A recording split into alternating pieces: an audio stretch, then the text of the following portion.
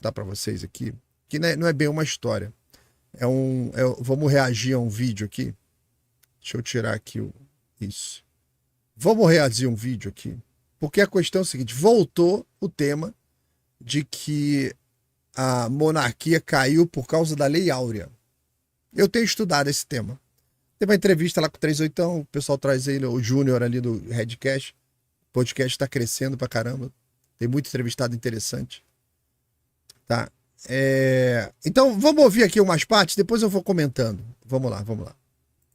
Eu queria que você me falasse sobre a ideia que ele falou, que ele falou, o Luiz Felipe de Orleans foi entrevistado, o Luiz falou sobre... inclusive, eu acho que eu tenho que confirmar depois, eu acho que hoje eu vou ter uma reunião com ele, mais tarde. Que ele tinha falado sobre o problema ali dos fazendeiros, as oligarquias que queriam derrubar o império por conta da Lei Áurea, né? Não tinha como indenizar na época. E o Luiz fala que não tinha como indenizar. Eu vou entrar nesse assunto. Não tinha como indenizar os escravos, tá? Eu vou entrar nesse assunto, com números. Só da terra, quantas terras? Até hoje a maior parte das terras desse país não tem dono. É só da terra que não tinha dono. A maior parte das terras são do Estado, não é verdade? O grande problema econômico de acabar a escravidão quando existe um estoque de riqueza. O fluxo de caixa, a criação de riqueza, ela advém de três fatores principais: tecnologia, acumulação de recursos e o número de pessoas. Beleza? Então, eu vou dar só uma pausa aqui para a gente... O argumento é que o império não teria caído se você tivesse indenizado os donos de escravo. É a tese. Beleza. Então, você parte do princípio que o golpe foi dado por fazendeiros insatisfeitos que não foram indenizados. Foi isso que a gente entendeu, né? Ok. Aí eu te pergunto. Eu tenho cada vez estudado mais esse ponto. Acho que tem muita coisa errada nisso aí. A primeira que eu vou falar é o seguinte: se o golpe foi dado por fazendeiros, apoiado por fazendeiros, que não foram indenizados pelos escravos, vamos dar uma olhada, né? Pensando aqui, lembre, essa explicação toda que eu estou dando, eu preciso do acompanhamento de vocês, tá? Porque eu vou precisar da opinião de vocês. Então, naturalmente, os golpistas eram fazendeiros, ligados com os fazendeiros, e estavam ali refletindo o desejo de um determinado segmento da sociedade da época, de uma revolta pelo não pagamento das indenizações. Essa é a tese. Aí eu vou ver, mas quem foram os golpistas? Você já começa perguntando, eu acho que é natural, né? Bom, Deodoro. Primeiro golpista lá, Deodoro. Líder do movimento, chefe provisório da Primeira República. Era um monarquista, sempre foi monarquista. Chegou a escrever carta pro sobrinho dele dizendo que república era um negócio de maluco. Ele aderiu à causa republicana tardiamente, por pressão dos companheiros de farda, que estavam descontentes, tal, que é uma outra teoria. Não era um abolicionista declarado. Aí você já começa a pensar assim: porra, o Deodoro não tem nada a ver com abolição, e ele era um cara neutro. Então ele não estava reagindo pelo 13 de maio. E ele não estava reagindo a favor de fazendeiros. Beleza. O segundo lá do golpe, Benjamin Constant.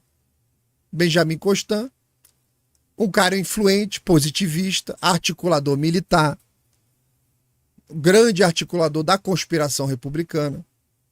Não era engajado na causa abolicionista. Era um cara neutro.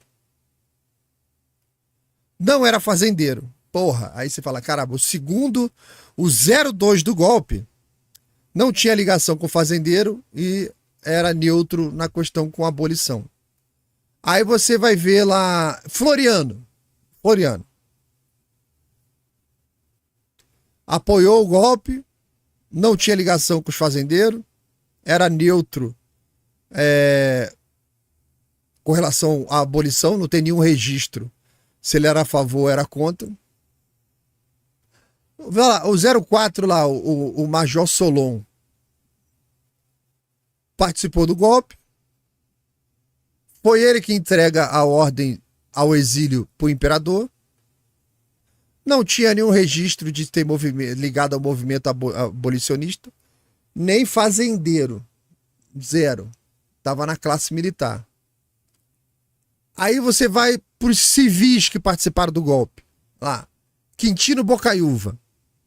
Jornalista, político, membro do primeiro ministério. Era abolicionista. Lutou pelo 13 de maio. Como que o golpe pode ser dado por causa do 13 de maio? O 04 do golpe, não, 05 agora do golpe, era abolicionista. Envolvido nas campanhas abolicionistas. Não era fazendeiro. Falei, porra, tô começando a ficar distante dessa teoria, né? Você pega Rui Barbosa, jurista, político, fez parte do governo provisório, fez um monte de merda lá no Ministério da Economia. Era um abolicionista declarado. Se Rui Barbosa estava no golpe, como que esse golpe teve que ter acontecido por conta do 13 de maio? Até agora não tem nenhum escravagista no golpe. Só tem neutros e abolicionistas. Campos Salles, político, estava lá, participou do governo provisório, apoiava a República, era alinhado com os abolicionistas, fez campanha. Ele carregou o caixão da mãe do José do Patrocínio, Campos Salles. Como que pode ter sido por conta do 13 de maio, se eu tô falando, já é o 7º que eu tô falando aqui, que não tinha ligação com os fazendeiros e era a favor do 13 de maio. José do Patrocínio, jornalista, abolicionista, redigiu a carta oficial. O mais aguerrido dos abolicionistas. Como que pode ele ter feito parte, escrito a carta de declaração ali, de proclamação da República contra a escravidão, se ele era um abolicionista? Estão pensando junto comigo? Que não faz sentido o argumento que a República surgiu por causa do 13 de maio? Eu estou focando em quem deu o golpe. Quem se movimentou para dar o golpe não tinha nenhuma relação com causa religiosa, não tinha nenhuma relação com o 13 de maio. Cada vez mais que eu estudo, fica muito mais claro. Aristide Lobo estava lá também, jornalista, político, envolvido nas discussões da abolição, abolicionista declarado. Foi ele que escreveu, durante o golpe, que o povo assistiu bestializado. Então, assim, abolicionista que participou do golpe lá, abolicionista, como que pode ser, por culpa do 13 de maio, se você tinha Rui Barbosa, abolicionista, Quintino Bocaiúva, abolicionista, Campos Salles, abolicionista, José do Patrocínio, abolicionista, Aristide Lobo, abolicionista. Aí você tinha Teodoro, neutro, Benjamin Constant, neutro, Floriano Peixoto, neutro, o Solon, o Major Solon lá, o Frederico Solon de Sampaio, neutro. A quase totalidade do golpe era de gente que apoiou. Então, você só me acompanhando o raciocínio? Não bate o Lé com o Cré. Não bate Lé com Cré. Mas a gente vai seguir. Tem mais coisa aqui pra gente ver. Tem mais coisa aqui, ó. Vamos lá. Beleza? Se você tá na ilha deserto pelado, você é um miserável. Se você tá na ilha deserto com material de pesca, barraca de camping e um iate com bateria solar e tudo mais, você é um rei, não é isso? Isso. Se você tem recursos acumulados, você consegue produzir mais. Se você não tem recursos acumulados, sua produtividade é menor. Se você tem tecnologia, sua produtividade é maior. Se você não tem tecnologia, sua produtividade é menor. Okay, e mais gente, linearmente, produz mais riqueza. Você concorda comigo ou não? Concordo. Beleza? Okay. Um dos fatores que o Brasil sempre foi débil para ter crescimento é poupança interna. É por isso que o Brasil, durante a maior parte da história dele, dependeu de investimento estrangeiro. Tem países que investem fora. Por exemplo, o lixão aqui de Salvador manda dinheiro para a França. GDF Suez, não é isso? A energia elétrica daqui manda dinheiro para a China, manda dinheiro para Iberdrola, para a Espanha, não é isso? Tem empresas do Brasil que sejam donas de infraestrutura no exterior que mandem dinheiro para cá?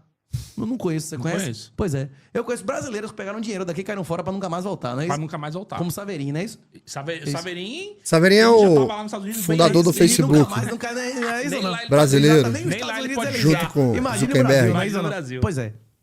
Na hora que... Os imóveis não tinham um valor alto. Até 1850, não se avaliava a terra nua. Quando teve a lei de terras no Brasil, uma fazenda, uma propriedade era avaliada pelas benfeitorias do número de escravo. Quando acabou a escravidão no Brasil, o valor dos imóveis não era relevante como é hoje. Aqui tem uma contradição do que ele está falando. Você vê, ele começa dizendo que você teria resolvido o problema do golpe da República se você tivesse indenizado os fazendeiros com terra. Mas agora ele está confirmando que a terra não valia porra nenhuma. Eu já vou explicar esse ponto, né? Porque você pensa o seguinte, os donos de escravo, não é indenizar os escravos, é indenizar os donos de escravo, que é a teoria. A teoria é que eles poderiam ser indenizados, não com dinheiro, porque não tinha dinheiro, daqui a pouco eu falo da soma que era esse dinheiro, mas indenizar todo mundo com terra. Então, essa proposta circulou, não é uma ideia do 38, isso circulou na época. Na época, isso foi debatido no parlamento.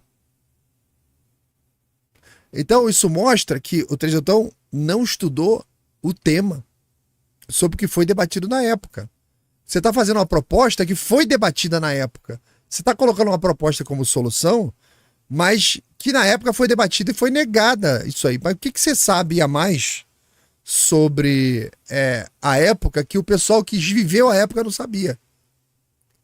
Porque essa proposta, circulando lá no período final do Império, era tida como uma solução intermediária. Ela poderia compensar os senhores lá de escravo pelo fim abrupto da escravidão, né?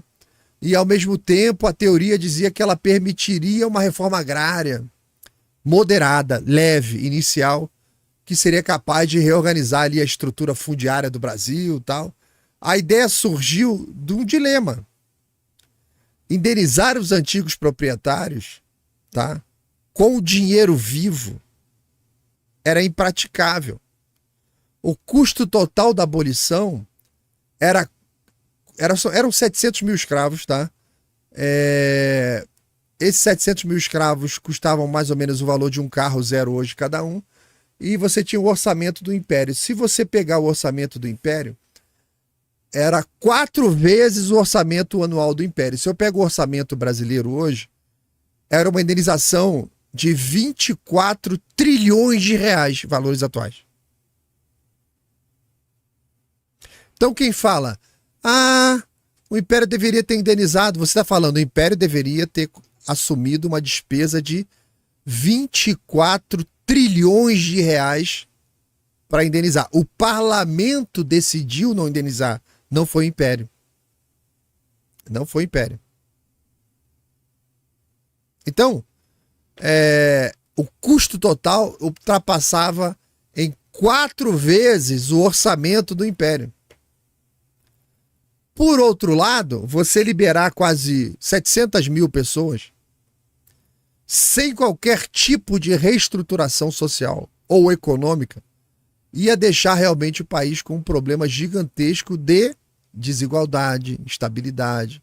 Vários problemas adviram da não continuidade do Império. Você faz a libertação dos escravos, passa um ano, você dá o golpe, qualquer política adotada para resolver o problema foi interrompida na raiz. A República não resolveu esse problema, mas o pessoal atribui a culpa ao Império. Aquele que foi impedido de resolver porque sofreu o golpe. Foi impedido de dar continuidade porque sofreu o golpe.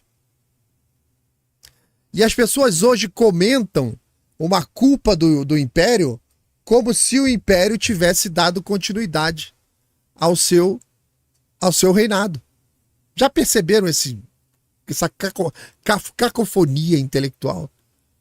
Não, porque depois, por conta disso, né, surgiram os problemas tais e tais. Tá, o Império não estava mais lá. Você está atribuindo culpa ao Império? Que veio depois foi a República. Então, a proposta de você usar terras devolutas como compensação surgiu lá na época nesse contexto. O Estado ia ceder lote de terra aos senhores, em vez de dar o valor em réis, né? E ao fazer isso, o Estado evitaria esse colapso fiscal e poderia, ao mesmo tempo, redistribuir, né, partes do território nacional, iniciando ali um processo gradual de transição do trabalho escravo, um trabalho livre. Em alguns círculos mais reformistas, chegou-se, na época, a imaginar que essa medida poderia ser acompanhada de concessões também para os ex-escravos, para eles receberem terra também, formando vários núcleos de pequenos produtores rurais pelo Brasil afora, incentivando, inclusive, a economia no campo, tal. Tá? Então, nomes na época como Joaquim Nabuco, tá? Joaquim Nabuco era um cara que falava sobre a indenização. Mas ele falava também que essa transição deveria ser bem pensada, com inteligência, com moderação. Já o Rui Barbosa, que era um dos articuladores da República, ele era veementemente contrário à indenização direta. Rui Barbosa chegou a destruir os arquivos de chegada dos escravos junto com Nabuco para não ter que dar indenização para os donos de escravos. Foi tremenda, uma cagada, mais uma das cagadas do Rui Barbosa, que hoje você não consegue saber as suas origens por conta dele ter destruído esse acervo para que os fazendeiros não pedissem a indenização. Destruiu o acervo. Porra, manda o acervo pro exterior, cara. Manda o acervo para uma biblioteca para fora. Mas o Brasil perdeu ali alguns séculos de história das chegadas, porque tinha o nome, a chegada de todo mundo, que os escravos todos que chegaram tinha todos os registros.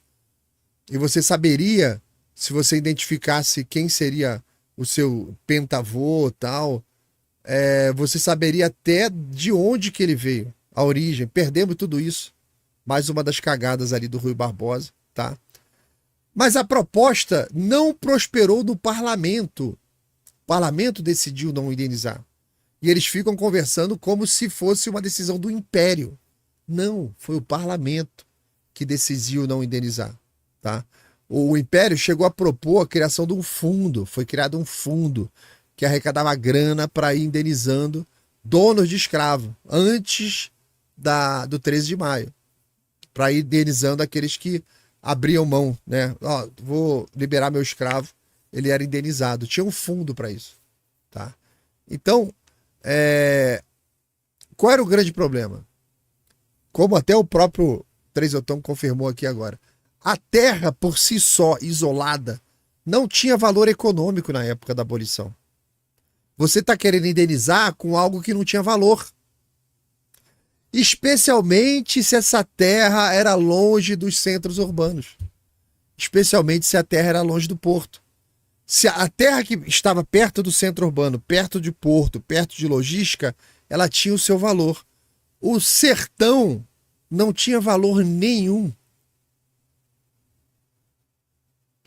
No século XIX, o valor da terra estava diretamente ligado à localização da terra, à presença de infraestrutura, se tinha estrada, se tinha rio, se era um rio navegável, se tinha ferrovia, qual era a fertilidade do solo, qual era o tipo do solo, qual era a disponibilidade de mão de obra na região.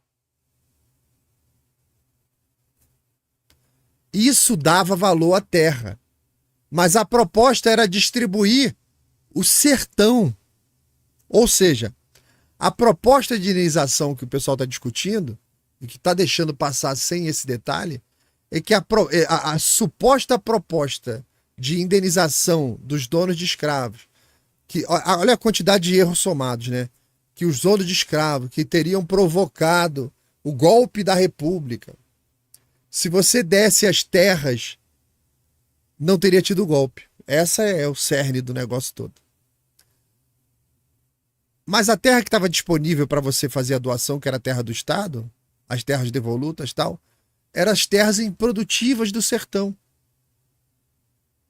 Ou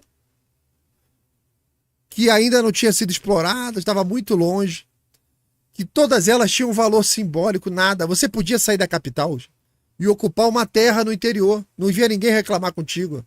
Era terra do Estado. Não ia ninguém reclamar. Mas você ia morrer sozinho lá longe.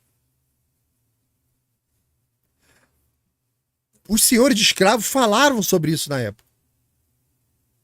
Eles falaram, porra, eu vou receber um lote de terra bruta longe da minha propriedade.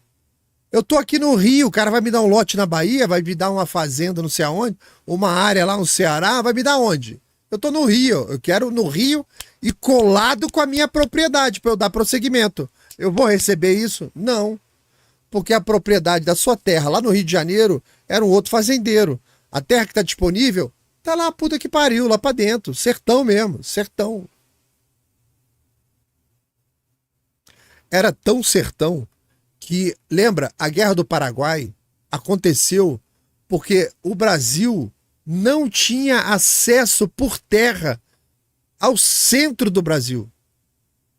Para você chegar no Mato Grosso, você ia pelo Oceano Atlântico e entrava pelo Rio Paraguai, ó. E você quer dar essas terras? É da União, pode dar para todo mundo, pode indenizar todo mundo, mas pensa com a cabeça da época. Eles falavam, porra, o que adianta eu receber uma terra lá na puta que o pariu, longe do mercado consumidor, sem acesso, sem ferrovia, sem rio? O que adianta? Hoje, você não receberia.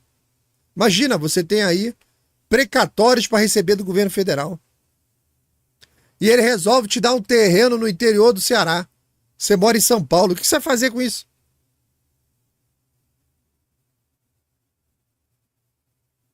Ah. Da mesma forma, e também tem a teoria de que deveria ter dado essas terras para os ex-escravos. Você pegar o cara, tira ele do Rio, tira de São Paulo, tira de Minas, coloca ele, ó, vou te dar uma fazenda enorme, 1.000 quilômetros quadrados, gigante. Aonde? No meio do nada.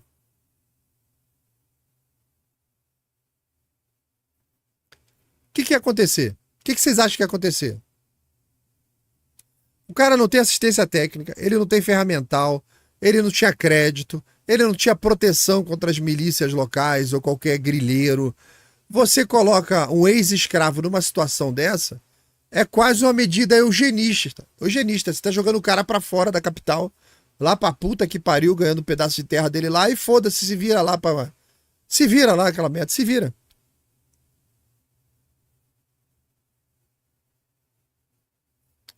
Isso é abandono, isso não é reforma agrária, isso é abandono. Isso é jogar o cara num estado de miséria. Você tira ele da escravidão e bota ele num trabalho forçado lá que... Então, você dar terras como solução em qualquer lugar não resolveria. Nem o fazendeiro, nem o escravo. Para que a indenização por terra no Brasil funcionasse, o Brasil teria que fazer algo semelhante, tá? Ao que teve lá nos Estados Unidos. Mesmo assim funcionou mais ou menos, tá?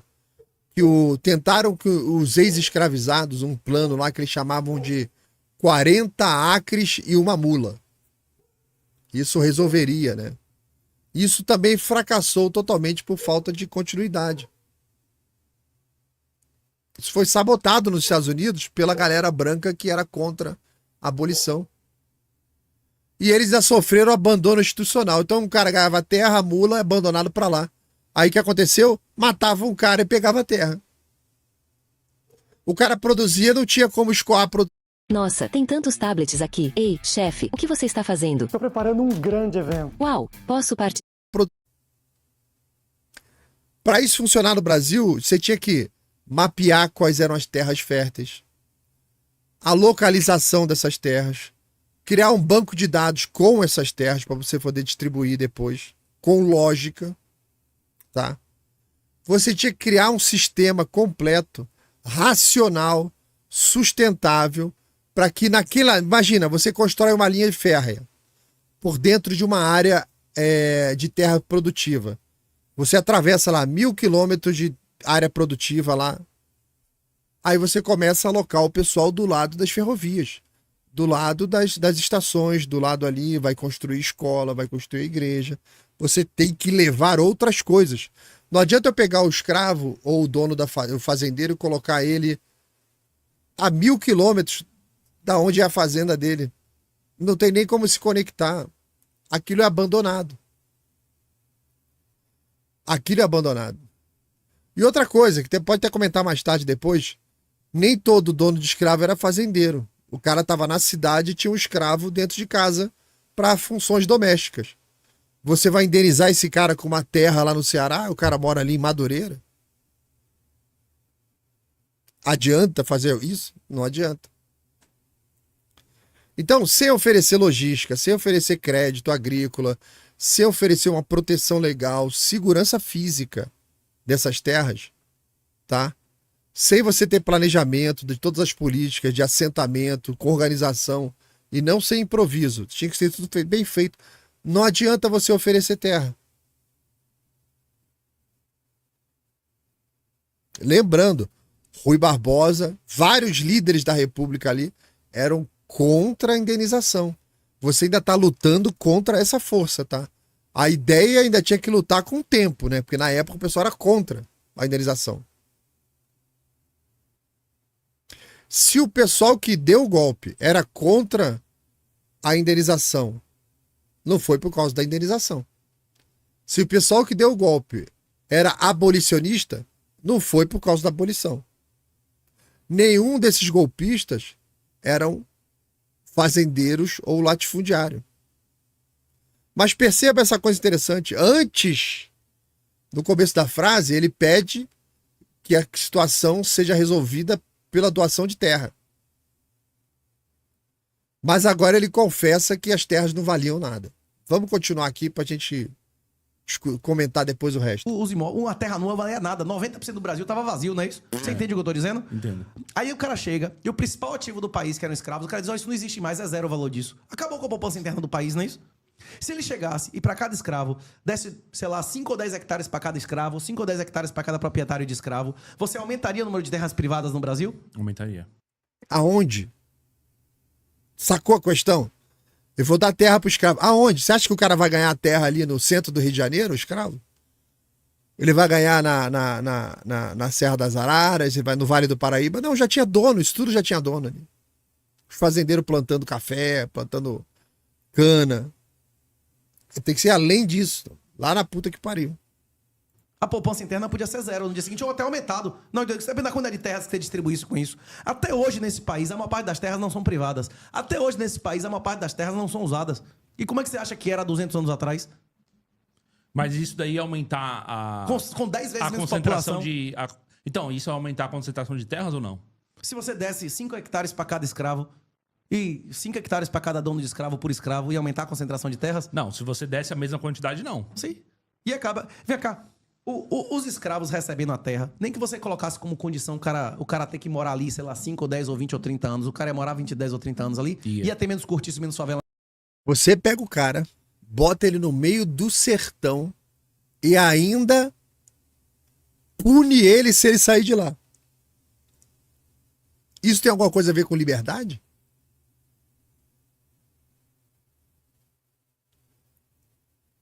Isso parece mais uma medida eugênica do que uma medida econômica ou compensatória da escravidão. Tem outros detalhes sobre teoria até anarcocapitalista, liberal, essas coisas todas que estão sendo violados nesse diálogo aqui. Nesse país. Ia. E dando terra ao cara que tinha escravo, ele ia achar ruim e dizer que foi roubado? A maioria dos proprietários de escravos tinham poucos escravos. Tinha gente que tinha escravo, era doméstico, bicho.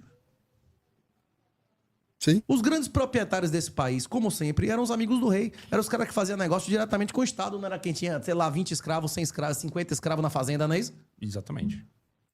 Não. O Mauá, o cara mais rico do Brasil, não tinha negócio com o Estado. O Estado, nessa época, gente, era pequeno.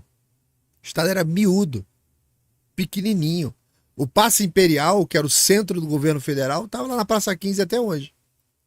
Aquilo era o governo federal. O Estado nessa época era muito pequeno. O fato de você fazer negócio com o Estado, era muito poucos negócios que você podia fazer com o Estado. A maior fonte de receita do Estado, na época, era selo postal e taxa aduaneira. A maior receita do Estado vinha da atividade econômica e da comunicação. Então isso aqui é o que se chama o anacronismo, né? Você interpreta o passado com uma régua do presente. Hoje o Estado é gigante. Fazer negócio com o Estado te deixa muito rico, o Estado tem muito dinheiro. Naquela época, não. E naquela época tinha um controle absurdo do dinheiro do Estado. Barão de Mauá era rico por estar distante do Estado, fazendo negócios no mundo inteiro, tendo banco, várias coisas. Fez várias obras aqui no Brasil que ele teve prejuízo. Ele venceu uma licitação, que a licitação, eu acho que era da iluminação pública lá no Rio de Janeiro, e digamos que ele venceu para receber 7 milhões. E ele ia implantar a iluminação pública em determinadas áreas lá e tal. Na hora da execução, ele mandou um aviso pro parlamento e falou o seguinte: olha, na época da licitação, eu faria por 7 milhões, mas agora algumas coisas melhoraram, algumas coisas estão mais modernas e tal. Eu consigo fazer a mesma obra por 5. O único caso que eu conheço na história do Brasil que um cara que venceu a licitação cobrou menos que a licitação. Era o Mauá. Isso é o inverso de você colar com o Estado para se dar bem. Como sempre, E voltando à Os história do amigos rei. celular, o cara que ficou mais revoltado com a monarquia é o cara que tinha 20 escravos e 30 mil hectares ou o cara que tinha um escravo e morava de aluguel? E que perdeu tudo que tinha? Perdeu tudo que tinha. O rico fica tão aborrecido quanto o pobre quando roubam o celular dele? Não fica. Pois é. Ele fala como se o rico não tivesse apego ao dinheiro, hein? Ó. É isso. Ele não tinha como indenizar. Não tinha como indenizar em dinheiro, mas tinha como indenizar em direitos. Por exemplo, sobre terras públicas. Podia ter. Até o Brasil é mais urbano. A América Latina é mais urbana que a Europa. A América Latina, o Brasil é mais urbano que os Estados Unidos. Por que isso? Por que as pessoas não ficaram na roça? Pois é, isso poderia ter sido modificado distribuindo terra a todo mundo, não é isso? E a gente tá na monarquia até hoje, né? Poderia ter feito isso. Seria melhor, né? A monarquia. Pois Seria melhor. Ninguém aqui tem podia dizer, dúvida. olha, bicho, a terra é sua, mas tanto o proprietário de escravo quanto o escravo só vai receber se comprovar a ocupação durante 30 anos. Rapaz, qual a quantidade de pessoas ia teria de ficar na roça em vez de ir pra cidade? Não Isso é muito autoritário. ia ter cortiço, não ia ter favela, não é isso? É, E provavelmente não ia ter república, né? sim. Não tem relação com cortiço, favela e república, tá? Isso é que eu quero chegar.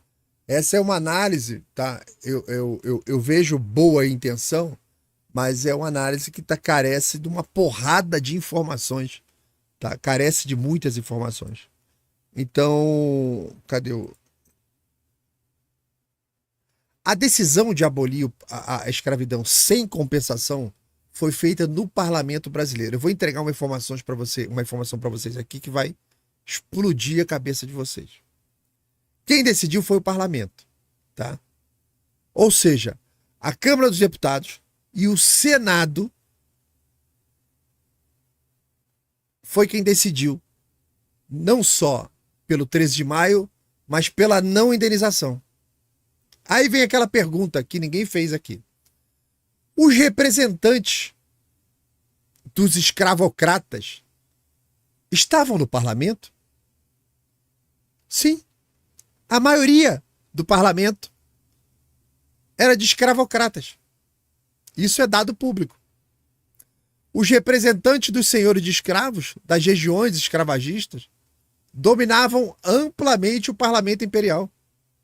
A elite escravocrata rural, especialmente aqui sudeste, pessoal do café, pessoal do açúcar, pessoal do algodão, nordeste era mais açúcar e algodão, todos eles tinham presença maciça na Câmara dos Deputados e no Senado.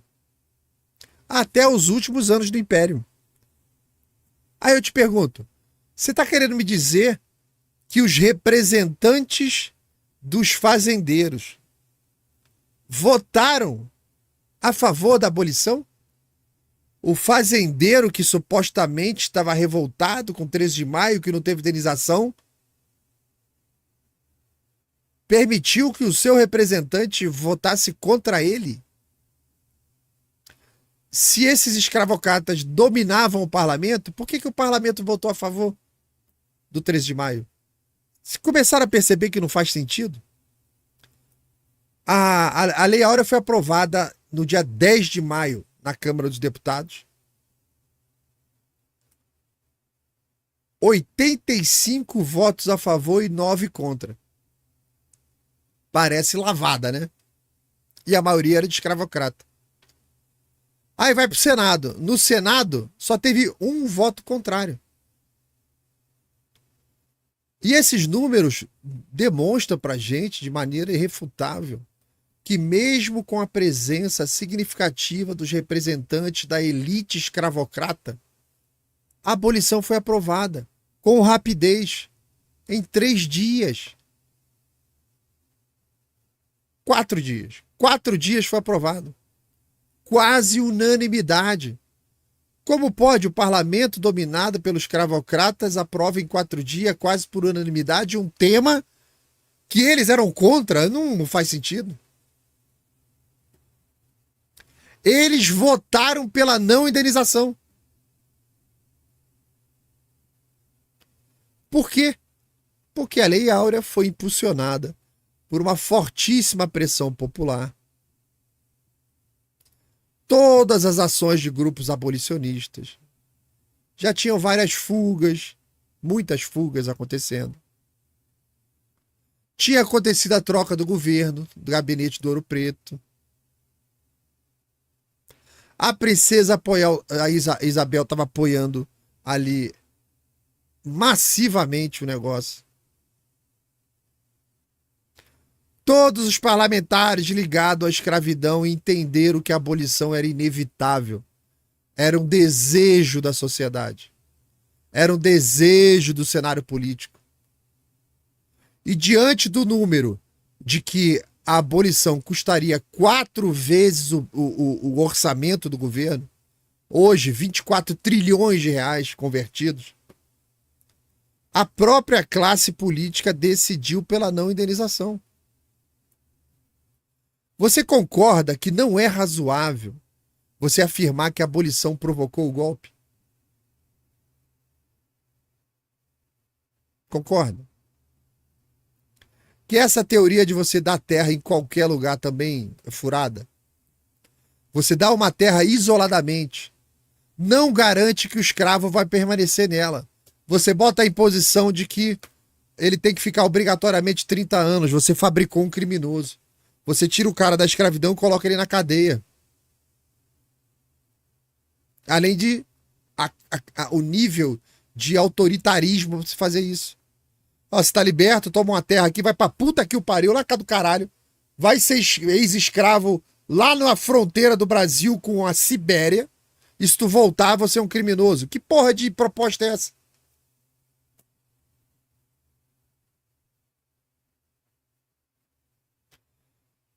Não evitaria a evasão do campo.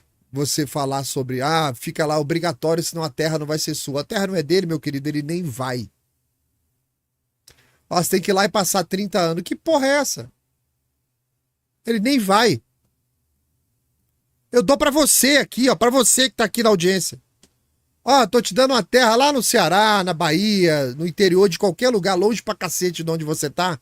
E fala, se você não ficar 30 anos lá, a terra não é tua. Tu nem vai. Ó, minha vida é aqui, bonitão. O que eu vou fazer? Lá nesse lugar que você disse que eu tenho que ir, que senão a terra vai ser minha. Se coloca na posição do escravo. Ele tá dizendo que isso é evitar a evasão no campo. O cara nem iria, campeão. Terra sem estrutura não é oportunidade. É abandono. Distribuir um pedaço de terra sem garantir água, sem garantir ferramenta, proteção legal, sem garantir mercado consumidor para sua produção, sem garantir crédito agrícola, segurança da região. seria o mesmo que você largar uma pessoa num mato com uma enxada, especialmente alguém que passou a vida sendo impedido, às vezes, de se alfabetizar, de aprender a ler, aprender a escrever, decifrar ali por conta própria o que era uma economia, acumular recurso. Como é que eu pego um escravo com 60 anos de idade, 50 anos de idade, 40 anos de idade, e falo pra ele, ó, se a terra é tua, tu vai ficar lá 30 anos se não é tua. O cara fala, pô, eu tenho 50. A terra só vai ser minha aos 80? Você me jogou numa outra escravidão e agora eu tô preso lá. Né? Então, a liberdade, quando aconteceu o 13 de maio, a liberdade que eles ganharam trouxe uma busca por dignidade. O cara que estava no campo, quando ele ficou liberto, ele quis sair do campo e ir para a cidade. Ele sabia que na cidade tinha mais oportunidade de trabalho. O cara que é liberto, escravo liberto, que está lá no Vale do Paraíba, ele sabe que a capital é lugar de gente que tem grana, que tem outra oportunidade, outros escravos estão para lá. É um lugar que tem melhores condições de vida. Então, muitos dos ex-escravos associavam o campo, o trabalho no campo, à escravidão. Se eu tô livre, eu não trabalho mais no campo. Pensamento direto. Eles queriam recomeçar longe de onde ele tinha sido escravo. De longe das fazendas. Era natural que ele buscasse as cidades. Mesmo sem estrutura, mesmo sem dinheiro. Foi em busca de oportunidade, liberdade, laços familiares. Muitos escravos livres começaram a rodar o Brasil procurando família. Ia parando onde ele encontrava. Então como é que você vai fazer a libertação do escravo? E trancar o cara no campo para não vir para a cidade? Isso é chinês, né? Isso é chinês. A maioria das terras disponíveis ali no século XIX eram absolutamente isoladas, que eles chamavam de sertão. Sertão porque era um desertão. Terras inférteis, terras com violência. Terras com violência. Com domínio de antigos senhores, com milícias, jagunços. Aí o cara ganha um pedaço de terra do lado do fazendeiro matador lá. Tu acha que vai acontecer o quê com o escravo? Sem a presença do Estado no campo, garantindo uma porrada de coisa, ninguém ia ficar no campo. A permanência no campo é inviável. E até perigosa. Você deslocar a sua família. Outro problema. Nos libertos, não existia cultura de propriedade. Depois de séculos ali sendo tratado como um bem, os libertos não tinham referência de uma autonomia agrária, de se virar sozinho, de produzir o próprio dinheiro. Eram poucos. Alguns escravos ficaram ricos, mas eram poucos. Né? O simples ato de você dar uma terra não entrega conhecimento. O cara trabalha na produção de café. Aí você dá uma terra para ele lá que só dá para plantar batata. Você acabou com a vida do cara. O que segura um cara na região, o que segura você no interior, o que segura você no mato, são as condições que aquela terra te dá. As condições acessórias. Tá? Você tem que ter segurança. Você tem que ter um sentimento de pertencimento aqui àquela região. Você tem que gostar, tem que amar aquela terra. Você tem que fixar a família naquela terra. Você tem que se conectar com aquela terra. Senão você não fica, cara. Você vai embora. Você vai embora. Dar terra para alguém sem você ter uma política pública associada sem apoio, sem proteção, sem crédito, sem dignidade. O cara liberto ia preferir, assim como ele preferiu, tentar a sorte na cidade. A evasão do campo foi uma consequência da própria omissão do Estado em fazer essa porra direito. Eles não transformaram a abolição moral, que foi o que aconteceu, numa transformação social. Não deu tempo do Império fazer. Na sequência, derrubaram o Império. Como é que o Império ia fazer? Então atribui-se culpa ao Império de algo que ele foi impedido de fazer.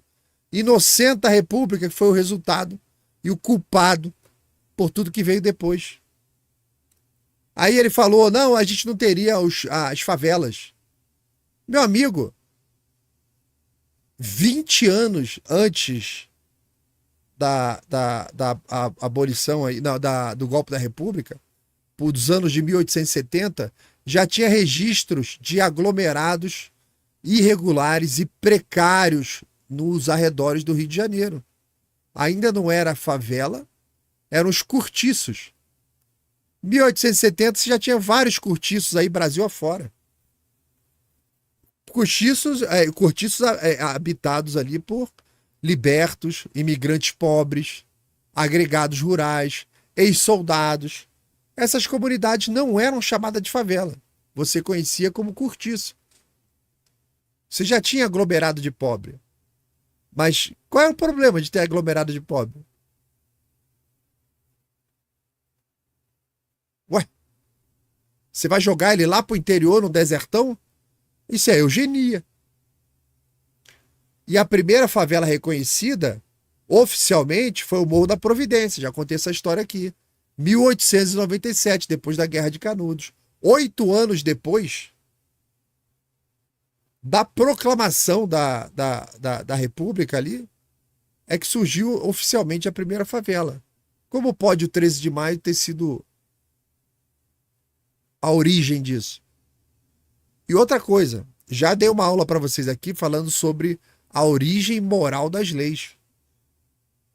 A origem moral das leis, ela reside nos valores, nos costumes, nos princípios éticos que organizam a convivência humana.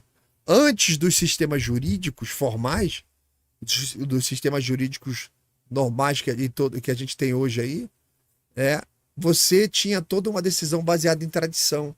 Você já tinha uma regulação da vida coletiva fundada em tradição, em algumas noções de certo e errado. E as primeiras regras que nasceram dessas práticas comunitárias, que garantiam paz, garantiam estabilidade, formaram os valores universais, como justiça, a honestidade, a dignidade.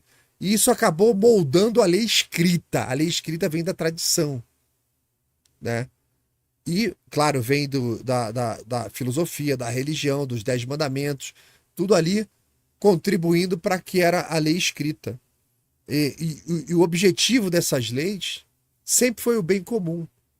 Então, quando você tem a possibilidade de ter escravidão numa sociedade, e de repente aquela sociedade começa a reagir contra a escravidão, assim como hoje o brasileiro reage contra o STF, o padrão moral do brasileiro subiu no 13 de maio.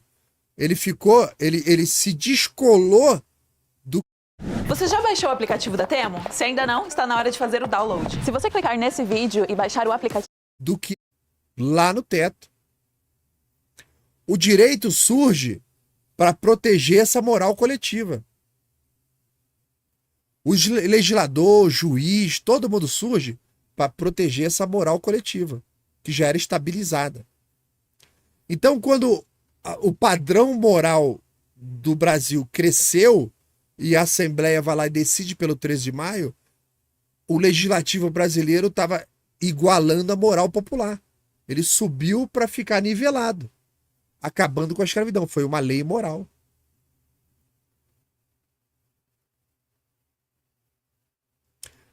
Não esqueça isso. O direito surge para proteger essa moral coletiva. Por isso que cada país tem um padrão moral diferente e uma legislação diferente. Tem país do mundo que você pode apedrejar as pessoas na rua, Você pode matar uma mulher porque ela foi infiel. Você pode chicotear um homem. Outros países não permitem. Mas isso faz parte da moral daquele país. Eles permitem. Um dia eles vão alcançar uma moral maior, vão abandonar essa merda, se Deus quiser. O juiz, o legislador, existe para garantir o bem comum. No 13 de maio, eles garantiram a continuidade do bem comum, que era o desejo da sociedade. Hoje, nós estamos lutando contra o STF porque eles se descolaram do bem comum. E a gente está querendo o retorno disso. O Aristóteles já tinha alertado que as leis ruins eram aquelas que favoreciam poucas pessoas. Foi construída para favorecer um grupo pequeno. O Santo Tomás de Aquino dizia que a lei injusta era, em sua essência, uma corrupção da própria lei. Que são as coisas que a gente está vivendo hoje. A escravidão no Brasil, aquela luta da escravidão, aquela luta da sociedade é muito parecida com a nossa luta de hoje. A gente está querendo um renivelamento moral. Não é isso que a gente está pedindo? Que volte a moralidade do judiciário? O que o povo pedia no 13 de maio da época era isso. A moralidade pública estava maior do que a que estava escrito nas leis. E a escravidão no Brasil ilustrou esse conflito na época. A Lei Áurea rompeu com aquela moralidade deformada da época, reconectando o país ao bem comum. Ninguém falou disso aqui no vídeo. Gerou desequilíbrio econômico? Gerou. Gerou ressentimento? Gerou. Né? Você pode analisar sobre vários contextos aí. Inclusive, ele faz análise pelo contexto contratual e pelo contexto do acúmulo de poupança interna. Mas estão desconsiderando que a abolição foi uma exigência moral da sociedade. Por isso que o tema econômico ficou distante. E outra coisa, nós estamos falando com o pessoal, a galera dos contratos, é a galera da ótica libertária, né?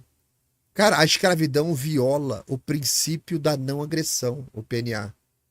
Nenhum contrato é válido se implica a renúncia definitiva da liberdade.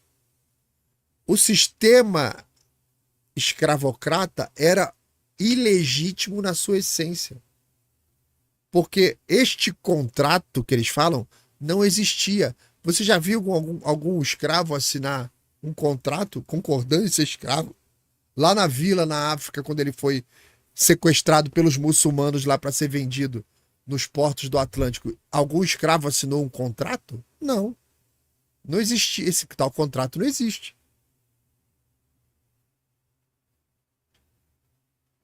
A tentativa de justificar esse contrato, pela lógica contratual em si, ignora a desconexão que tem com a moral, que era profundamente importante para os liberais, cara, os tradicionais. Esses neoliberais de hoje tiraram a moral. Você pode comprar uma criança. Ele fala, não, isso aqui é um negócio entre adultos.